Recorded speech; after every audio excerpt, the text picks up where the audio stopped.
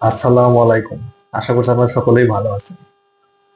আজকে আলোচনা করব চলিতেছে সার্কাস, এটাই কি আমাদের সোনারা বাংলাদেশ? এই ব্যাপারটা নিয়ে একটু আলোচনা করবো আপনাদের সাথে। সার্কাস কেন চলতেছে আপনারা চিন্তা করে দেখেন। জুলাই আন্দোলন যেটাকে দিয়ে জোরদার করা হয়েছে, কোটা, সেই কোটা ব্যবস্থায় যে 7% রেখে গেছিল তৎকালীন প্রধানমন্ত্রী জননেত্রী দেশরত্ন শেখ হাসিনা, সেই 7%ই কিন্তু এখনো তো বলবৎ আছেই। এখন যারা শহীদ সেই পরিবারের জন্য 5% কোঠা বরাদ্দ করা হয়েছে।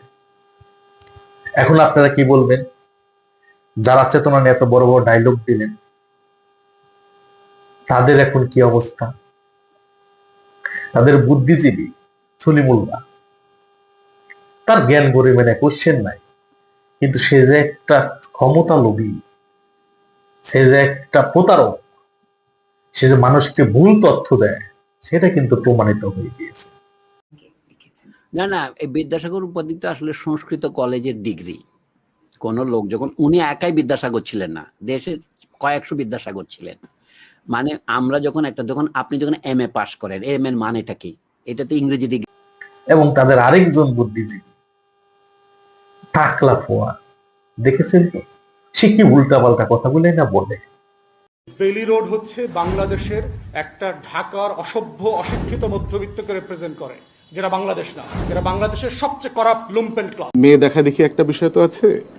তো বেলি রোডের একটা রেস্টুরেন্টে আমার বর্তমান গিন্নির সাথে একজনই মেয়ে দেখেছি, একজনই বিয়ে করেছি। एकदम इन्होंने वक्त बदल दिया, जज्बात बदल दिए, जिंदगी बदल दी। एक ओ भाई, मारो मुझे, मारो मारो मुझे, मारो। একটা ব্যাটের সাথে একটা বল পিটায়, সবাই নাচে, হাততালি দেয়, ওইটা আবার মিডিয়াতে দেখায়। কি একটা ফাউল জিনিস! একটা বল নিয়ে 11টা লোক দৌড়ায়, মানে এর থেকে পাগলামি কাজ দুনিয়াতে আর কি হইতে পারে? এইটাতে দেখবেন পৃথিবীর কোটি কোটি মানুষ, হাজার হাজার গণমাধ্যম দাঁড়ায় দিন রাত লাইভ করতেছে, মানে মানে পাগল হয়ে গেছে দেশের মানুষ। অমুক খেলতেছে, তমুক খেলতেছে। কি খেলে? একটা গোল জিনিস, হেডার একটা কাঠি দিয়ে, একটা ব্যাট দিয়ে বাইরে। এইটা কোনো জিনিস, একটা জিনিস মানুষের জীবনের, সেই জিনিস নিয়ে কত লাফালাফি। এই হলাম এদের বুদ্ধিজীবীদের অবস্থা, যে কারণে এদের যে কি অবস্থা, এই সকল কিছু একবারে তালগোল পাকিয়ে বাংলাদেশে এখন একটা সার্কাস চলতেছে।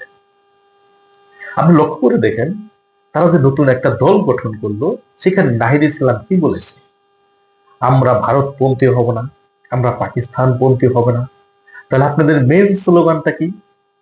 ইনকিলাব জিন্দাবাদ।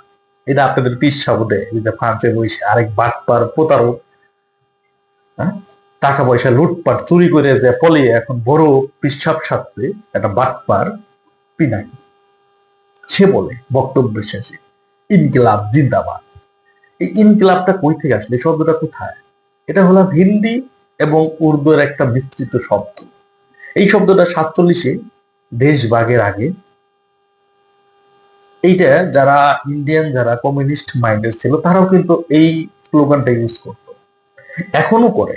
এবং পাকিস্তানেও কমিউনিস্ট মন্ত্রী সহ এখন বর্তমানে প্রায় 60% রাজনৈতিক দল কিন্তু এই স্লোগানটা ব্যবহার করে। তাহলে এখন যারা নতুন রাজনৈতিক দল, যেটা রাজনৈতিক দল বললে হবে না, সেটা একটা ঢাকা ইউনিভার্সিটির বলতে পারেন একটা সমিতি,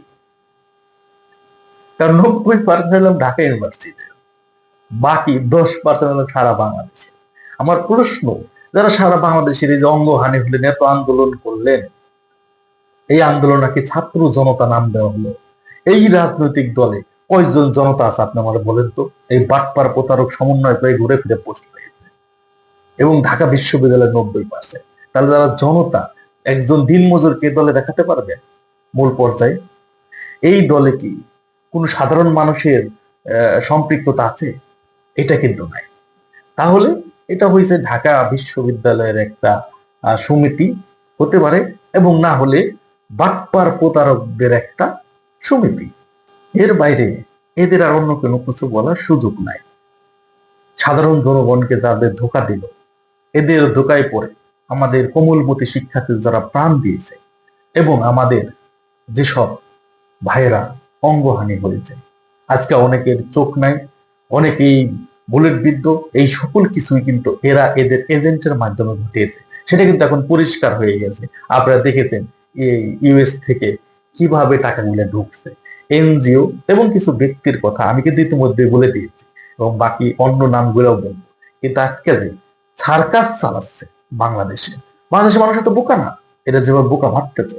এই যে রাজনৈতিক দলের আত্মপ্রকাশ হলো, মানিক মেয়ে নিউতে এত বড় সাজসজ্জা করে সারা বাংলাদেশ থেকে বাস ট্রাক ভাড়া করে আপনাদের লোক নিয়ে আসলো। আপনাদের ইনকাম সোর্স কি? তো ছাত্র সবাই, আপনাদের ইনকাম সোর্স কি? আপনাদের কোথায় থেকে এত টাকা পাবেন বলেন? প্রত্যেক রাজনৈতিক দলের একটা গঠনতন্ত্র আছে, আপনারা একটা গঠনতন্ত্র করতে পারছেন? হ্যাঁ, আপনাদের কোন আদর্শ কি এটাই যে পাকিস্তানের ক্রস আপনারা? হ্যাঁ, ৭১-এর পরাজিত শক্তিরা যখন ৭১-এ পারে নাই, তারা কি এখন বাংলাদেশে এসে আবার শিকড় গাড়তে চাচ্ছেন? সারাক্ষণ আপনারা বলেন ভারতকে গালি দিয়ে, দিল্লি না ঢাকা, দিল্লি ছাড়া কি চলতে পারতেছে? তেলের জন্য তাদের কাছে পা ধরতেছেন, আপনার এই কি বলে বিদ্যুতের জন্য পা ধরতেছেন। এই ভণ্ড পাটপার গুলা বাংলাদেশটাকে একটা সার্কাসে পরিণত করে। রাত ৩টার সময় স্বরাষ্ট্র উপদেষ্টা কি বক্তব্য দিল, যা করতেছে সকলে আওয়ামী লীগের লোকজন। কত বড় ভাটপার ভণ্ড পুত্র, চিন্তা করা যায়। আজকে যখন এই বস্তিগুলোর ভিতরে কিশোর গ্যাংদের ধরা শুরু করেছে সেনাবাহিনী, কারণ এই ১৩৮টা যে কিশোর গ্যাং এবং এর আওতাধীন আরো ছোট বড় অনেক কিশোর গ্যাং আছে, এরাই হলাম এই প্রতারকদের, এই মুভলিং করার, এই চিন্তায় খুন রাহাজানি করার লোকজন। এদেরকে যখন সেনাবাহিনী আজকে ধরছে, তখনই বলতেছে সেনাপ্রধানের পদত্যাগ চায়। কেন বলতেছে? এটা তো ভালো। চোর বাটপার ধরলে কেন এদের লাগে? কারণ এরাই তো চোর বাটপারের লালন পালন করে।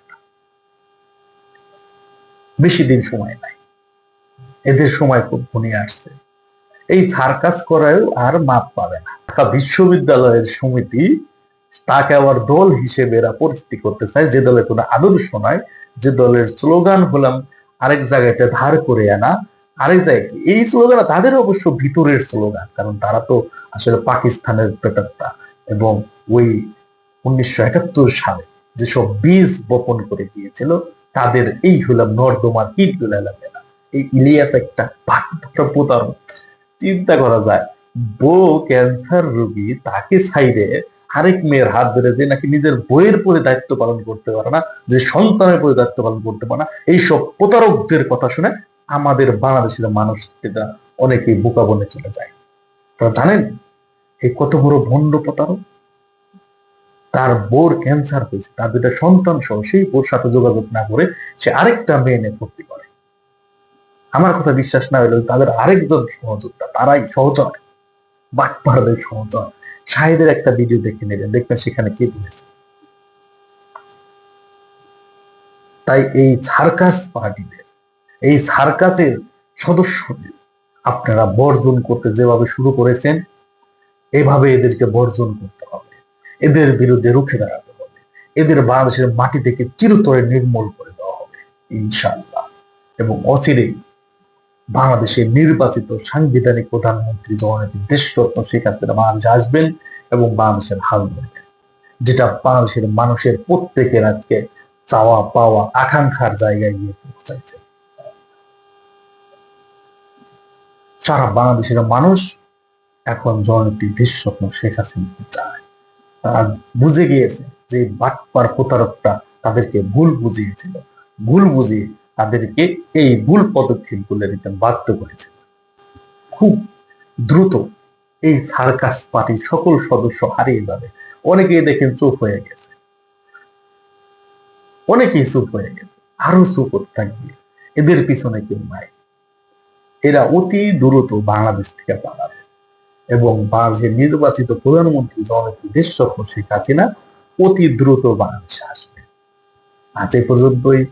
সকলেই ভালো থাকবেন, সুস্থ থাকবেন। আসসালামু আলাইকুম।